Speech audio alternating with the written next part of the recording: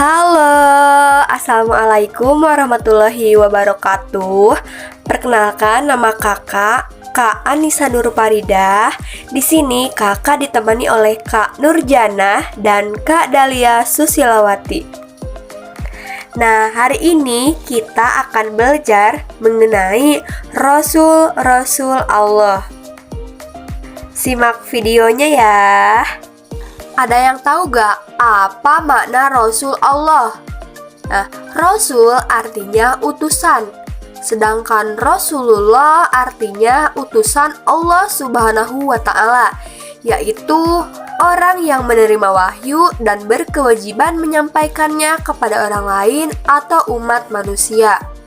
Nah, mengapa Allah mengutus para rasul?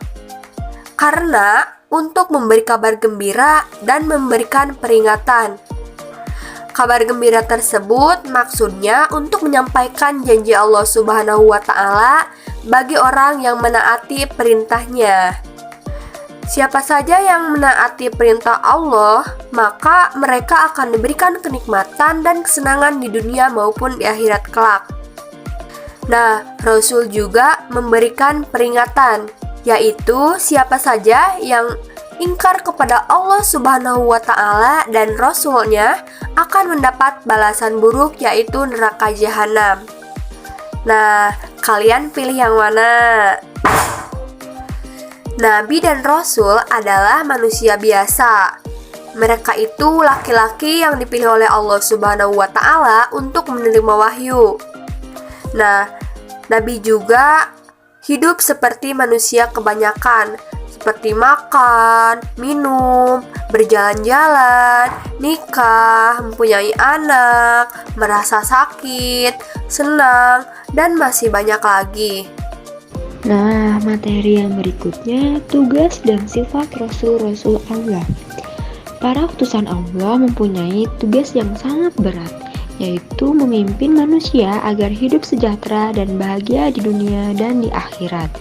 Agar tugas itu sukses dan berhasil, mereka diberi sifat-sifat yang istimewa oleh Allah Subhanahu wa Ta'ala. Sifat tersebut lebih dikenal dengan sifat-sifat wajib bagi Rasul, yang artinya sifat yang harus dimiliki oleh seorang Rasul. Lalu apa saja sih sifat Rasul-Rasul Allah itu? Yang pertama ada Rasul itu bersifat sidik, artinya jujur dan benar. Seorang Rasul selalu benar dalam perkataan dan perbuatan. Mustahil jika Rasul berkata dusta ataupun bohong. Yang kedua, Rasul harus amanah, artinya dapat dipercaya. Seorang Rasul mustahil khianat. Rasul wajib menyampaikan amanah Allah Subhanahu wa Ta'ala kepada kaumnya. Semua perkataan, perbuatan, dan tindakan Rasul harus benar dan tidak boleh ingkar janji. Yang ketiga, Rasul bersifat tablik, artinya menyampaikan. Seorang Rasul harus menyampaikan pesan Allah Subhanahu wa Ta'ala kepada umat walaupun terasa sulit atau dianggap membahayakan. Rasul tidak boleh menyembunyikan sesuatu yang telah diberikan Allah Subhanahu wa Ta'ala kepadanya. Yang keempat, Rasul bersifat fatonah, artinya cerdas, pandai, dan bijaksana. Seorang Rasul harus pandai dan cerdas akalnya, memiliki kekuatan berpikir yang tinggi, dan memiliki hati yang bersih atau akal budi yang tinggi. Dengan sifat ini, seorang Rasul dapat menyelesaikan tugas kerasulannya dengan baik. Selanjutnya ada Rasul Ulul Azmi.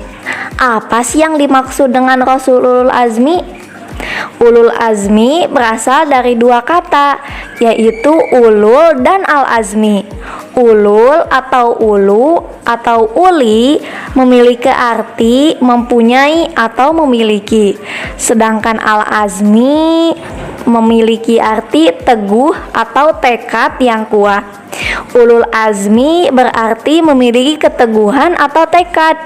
Maka Rasul Ulul Azmi diartikan sebagai Rasul yang memiliki keteguhan atau tekad. Para Rasul Ulul Azmi ini sangat memiliki keteguhan, tekad, ketabahan, dan kesabaran yang sangat kuat, serta teguh dalam menjalankan tugasnya, yaitu menyampaikan ajaran-ajaran yang diperintahkan oleh Allah Subhanahu wa Ta'ala. Lalu sebenarnya ada siapa sajakah Rasul yang termasuk ke dalam ulul azmi? Nah, Rasul ulul azmi terdiri dari 5 Rasul. Yang pertama ada Nabi Muhammad, lalu Nabi Isa, lalu Nabi Musa, Nabi Ibrahim, dan terakhir Nabi Nuh. Oke, yang pertama ada Nabi Muhammad Shallallahu Alaihi Wasallam. Nah, sejak muda Nabi Muhammad Shallallahu Alaihi Wasallam terkenal jujur, tabah, sabar, tanggung jawab, pekerja keras, sehingga Nabi Muhammad Shallallahu Alaihi Wasallam diberi julukan Al-Amin, yang artinya terpercaya. Setelah Nabi Muhammad SAW diangkat menjadi Rasul, beliau tidak berhenti-hentinya berdakwah mengajak umat manusia menyembah Allah Subhanahu wa Ta'ala dan meninggalkan kemusyrikan, yaitu penyembahan terhadap berhala. Nah, ketika menyiarkan agama Allah Subhanahu wa Ta'ala, Nabi Muhammad SAW sering dihadang, bahkan diancam akan dibunuh oleh orang-orang kafir Quraisy. Salah satunya adalah Abu Jahal. Nah, Abu Jahal tersebut sering memberikan kejahatan-kejahatan kepada Nabi Muhammad SAW. Tetapi Nabi Muhammad SAW bukanlah sosok manusia pendendam, tetapi cukup menyerahkannya persoalan tersebut kepada Allah Subhanahu wa Ta'ala dan tidak membalas kejahatan Abu Jahal dan kawan-kawannya. Selain jujur dan pemaaf, Nabi Muhammad SAW sangat menyayangi anak yatim.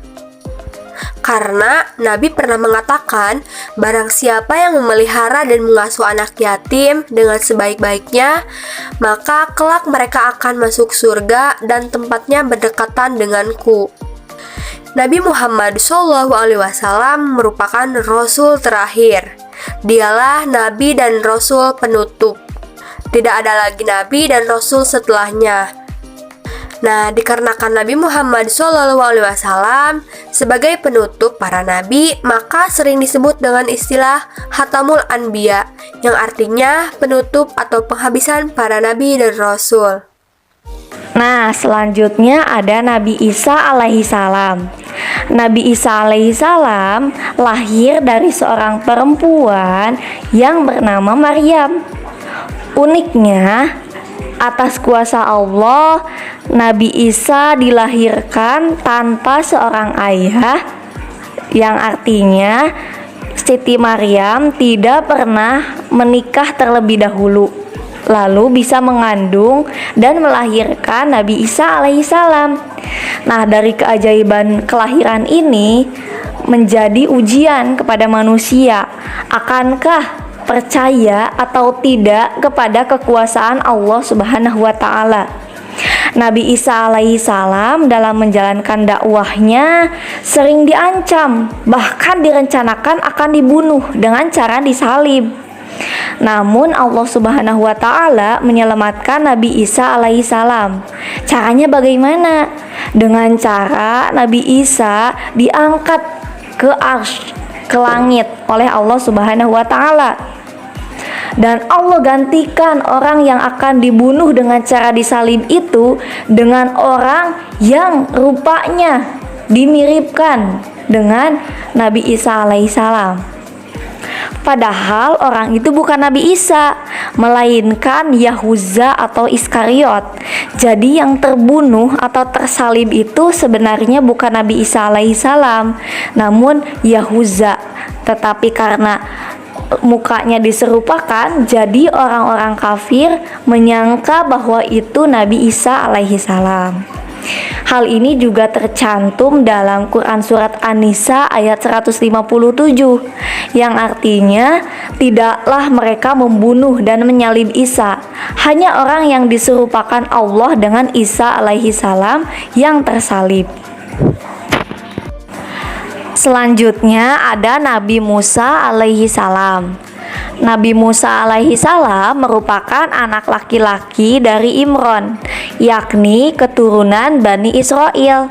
Nabi Musa alaihi salam hidup pada masa kerajaan Fir'aun yang sangat zalim. yang mengakui dirinya sebagai Tuhan. Bagi siapa saja yang tidak mau menuhankannya, maka orang tersebut akan Fir'aun bunuh.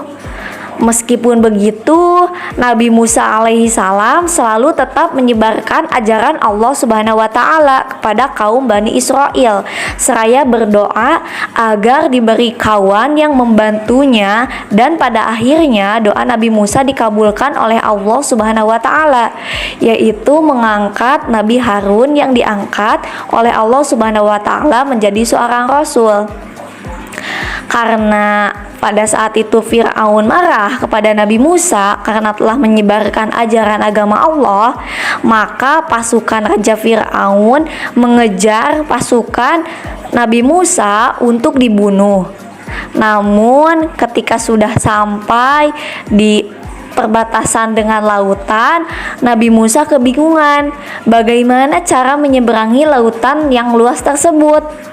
Sedangkan pasukan Raja Fir'aun sudah semakin mendekat. Lalu Nabi Musa berdoa kepada Allah agar diberi kemudahan. Lalu Allah memerintahkan Nabi Musa untuk memukulkan tongkat yang sedang dipegangnya ke air laut itu. Dengan izin Allah dan atas kuasa Allah, laut tiba-tiba terbelah hingga rombongan Nabi Musa alaihi salam bisa melewati lautan itu. Sedangkan pada saat pasukan Raja Fir'aun akan melewati lautan yang terbelah itu, tiba-tiba airnya kembali seperti semula. Dan pasukan Raja Fir'aun pun beserta Raja Fir'aun tenggelam di lautan merah tersebut. Lalu selanjutnya ada Nabi Ibrahim alaihi salam. Nah, Nabi Ibrahim ini merupakan anak Azar, yaitu tukang membuat patung-patung untuk dijadikan sesembahan. Nabi Ibrahim ini hidup pada masa Raja Namrud yang sangat zalim, musyrik, dan kufur. Nabi Ibrahim juga pernah mengajak Raja Namrud dan kaumnya agar beriman dan menyembah Allah Subhanahu wa taala, dan mereka meninggalkan menyembah berhala. Nabi Ibrahim juga mempunyai mukjizat. Salah satunya yaitu tidak dapat terbakar oleh api. Nah, sebelumnya dirinya dibakar oleh Raja Namrud. Nabi Ibrahim alaihissalam menghancurkan seluruh berhala dan menyisakan satu patung yang paling besar. Nah, pada masa itu Raja Namrud marah besar terhadap Nabi Ibrahim alaihissalam dan memutuskan untuk membakarnya secara hidup-hidup. Namun Nabi Ibrahim alaihissalam memohon pertolongan dan berdoa kepada Allah Subhanahu wa taala. Rasul yang tergolong ulul azmi yang berikutnya adalah Nabi Nuh alaihi salam, yang merupakan keturunan ke-10 dari Nabi Adam alaihi salam. Nabi Nuh mengajak manusia agar menyembah Allah Subhanahu wa taala dan melarang memperhambakan diri kepada selain Allah. Tetapi manusia di masa itu tidak mengacuhkan seruannya. Seruan Nabi Nuh mereka sambut dengan cemooh dan ejekan. Selama 950 tahun Nabi Nuh menyiarkan ajaran Allah, tetapi umatnya tetap saja ingkar, termasuk anaknya sendiri yang bernama Kanan. Akhirnya Tuhan menurunkan kepada mereka siksaan yang berupa banjir besar. Hanya sedikit orang yang selamat dari banjir besar. Mereka yang selamat adalah para pengikut Nabi Nuh alaihi salam. Mukjizat yang diterima oleh Nabi Nuh alaihi salam, yang pertama ada usianya yang sangat panjang mencapai 950 tahun. Kemudian Nabi Nuh bisa mendatangkan azab kepada kaumnya. Lalu Nabi Nuh bisa membuat kapal yang besar untuk menyelamatkan kaumnya yang taat. Agar tidak lupa, kalian bisa menggunakan singkatan Mimin yang artinya Muhammad, Isa, Musa, Ibrahim, dan Nuh. Sikap terpuji para Rasul dan Rasul ulul azmi. Ada sikap berbicara, sikap makan minum, sikap berjalan, sikap bertamu, sikap waktu belajar, sikap ketika bergaul sesama teman, dengan guru, dengan orang tua sendiri, atau dengan orang yang lebih tua. Lalu sikap terpuji atau mahmudah artinya sikap yang baik sesuai aturan agama Islam. Misalnya jujur, al-amanah, pemaaf, al-afu, tekun, al-khusu, malu kalau diri tercela, al-hayau, bersih, an-nazafah, pemurah, as-sakhau, sabar, as-sabru. Sikap terpuji para rasul itu dapat dibagi menjadi dua, yaitu sikap terpuji kepada Allah Subhanahu wa Ta'ala sebagai pencipta alam semesta dan sikap terpuji kepada sesama manusia dan alam sekitar. Kita telah mengetahui bahwa para rasul itu memiliki sifat wajib, yaitu sifat sidik artinya benar, sifat amanah artinya dapat dipercaya, sifat tabligh artinya menyampaikan, dan sifat fatonah artinya pandai dan cerdas. Selain itu, ada sifat dan sikap yang mereka pegang teguh, yaitu menyembah hanya kepada Allah Subhanahu wa Ta'ala, Tuhan yang Maha Esa, taat dan patuh kepada Allah Subhanahu wa Ta'ala. Para nabi dan rasul itu terpelihara dari segala macam dosa, baik dosa kecil apalagi dosa besar. Tetapi sebagai manusia biasa tidak lepas dari sifat khilaf seperti yang dilakukan oleh Nabi Adam alaihissalam, yaitu mendekati pohon larangan Allah akibat godaan setan. Sikap terpuji para rasul ulul azmi terdapat pada Quran surat Al-Ahzab ayat 7. Wa idza akhadna minan nabiyyina mitsaqahum wa minka wa min Nuhin wa Ibrahim wa Musa wa Isa bin Maryam wa akhadna minhum mitsaqan ghalidhan, yang artinya, dan ingatlah ketika kami mengambil perjanjian dari para nabi dan dari engkau Muhammad, dari Nuh, Ibrahim, Musa, dan Isa putra Maryam, dan kami telah mengambil dari mereka perjanjian yang teguh. Sikap terpuji di dalam ayat itu terdapat kata teguh, yaitu perjanjian yang teguh. Teguh dan sanggup menyampaikan agama kepada umatnya masing-masing. Pada pelajaran sebelumnya telah dijelaskan bahwa ulul azmi maksudnya teguh hati, tabah, dan sabar. Mengapa diberi gelar Rasul ulul azmi? Karena mereka yang paling banyak mendapat tantangan, paling banyak penderitaan, akan tetapi mereka tetap teguh, tabah, dan sabar, dan terus berjuang menyampaikan pesan Allah Subhanahu wa Ta'ala kepada umat manusia. Selanjutnya ada contoh perilaku yang mencerminkan sifat Rasul ulul azmi dalam kehidupan sehari-hari loh. Apa aja ya itu? Nah, yang pertama ada teguh dan sabar ketika belajar. Yang kedua, teguh dan sabar ketika beribadah, misalkan pada saat mengerjakan sholat, puasa, dan juga ibadah lainnya. Yang ketiga, ada mengerjakan tugas-tugas sekolah. Jadi, adik-adik ketika mengerjakan tugas-tugas sekolah harus dijalani dengan teguh dan juga sabar ya. Jangan mudah putus asa dan juga emosi. Lalu, ada teguh dan sabar mematuhi orang tua. Teguh dan sabar dalam bergaul, tidak cepat marah, lalu mematuhi aturan. Nah, itu dia penjelasan mengenai Rasul-Rasul Allah. Semoga bermanfaat. Sekian dan terima kasih. Wassalamualaikum warahmatullahi wabarakatuh.